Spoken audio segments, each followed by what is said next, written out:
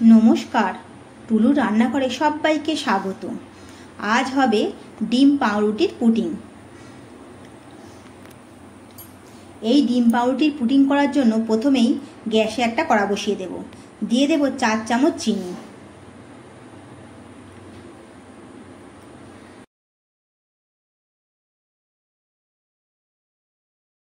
এই চিনিটা ক্যারামেল করে নেব।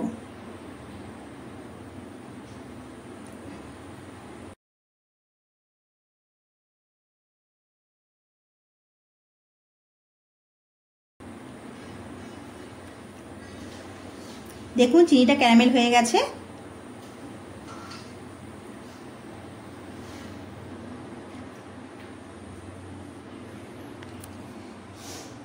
এবারে যে বাটির মধ্যে আমি এই পুডিংটা সেট করব, ওই বাটির মধ্যে আমি এই ক্যারামেলটা ঢেলে দেব।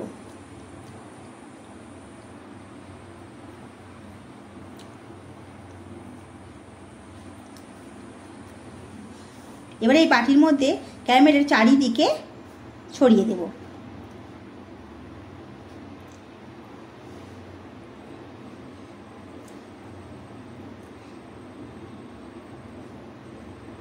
এবারে এটা এক সাইডে রেখে দেব। দিয়ে আমি নিয়ে নেব একটা পাউরুটি। পাউরুটির পিছনের অংশটা আমি কেটে বাদ দিয়ে দেব।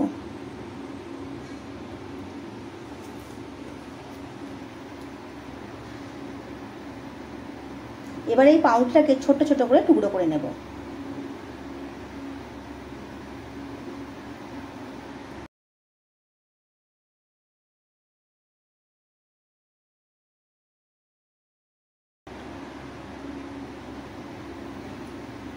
এবারে একটা মিক্সার জার নিয়ে নেব। নিয়ে এই পাউরুটিগুলো এই মিক্সার জারে দিয়ে দেব।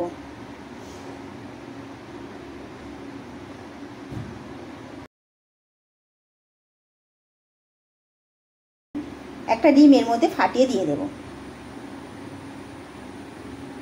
দেব হাফ বাটি চিনি। চিনিটা আপনারা আপনাদের স্বাদ মতো দেবেন। দেব 1 চামচ ভ্যানিলা এসেন্স। দেব 1 কাপ লিকুইড দুধ। এবার এটা আমি মিহি পেস্ট করে নেব।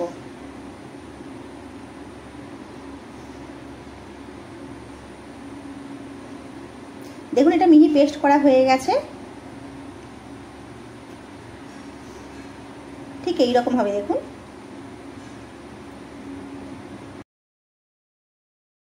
আমি যে বাটির মধ্যে ক্যারামেলটা ঢেলেছিলাম, সেই বাটির মধ্যে আমি এই পাউরুটির পেস্টটা ঢেলে দেব।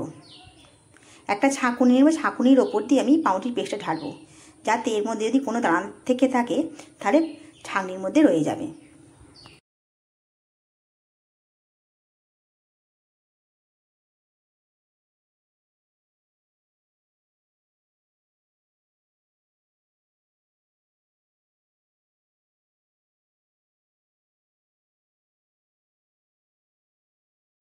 পাউরুটির পেস্টটা টিফিন বক্সের মধ্যে আমি সেট করে নিয়েছি। এবারে টিফিন বক্সটা চাপা দিয়ে আমি স্টিমে বসাবো। আগে থেকে আমি একটা গামলির মধ্যে খানিকটা জল ফুটতে দিয়ে দিয়েছি। ওর উপরে একটা স্ট্যান্ড দিয়ে দিয়েছি। স্ট্যান্ডের ওপরে টিফিন বক্সটা আমি স্টিমে বসিয়ে দেব। এটা 20 মিনিটের জন্য আমি স্টিমে করতে দেব।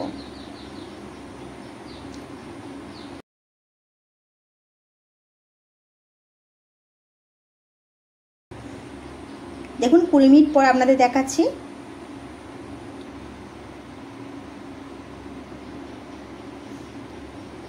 দেখুন পুডিংটা আমার জমে গেছে। এবার এটা আমি নামিয়ে নেব। এবার এটা একটু ঠান্ডা করে নেব। দেখুন ঠান্ডা হয়ে গেছে। এবার একটা প্লেটের মধ্যে নিয়ে টিফিন বক্সটা উল্টে দেব। উল্টে দিয়ে ওপর থেকে একটু চাপ দিলেই পুডিংটা বেরিয়ে আসবে।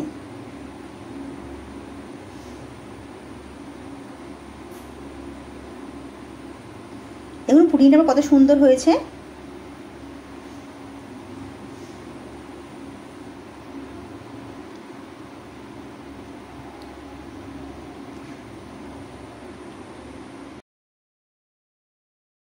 পুডিংটা কেটে দেখাচ্ছি। দেখুন কতটা সুন্দর হয়েছে। আপনারা অবশ্যই বাড়িতে একবার এইভাবে বানিয়ে দেখবেন। খেতে খুব ভালো লাগবে। আমার রেসিপিগুলো ভালো লাগলে একটা লাইক আর একটা সাবস্ক্রাইব করে দেবেন। পাশে থাকা বেল আইকনটা প্রেস করে রাখবেন।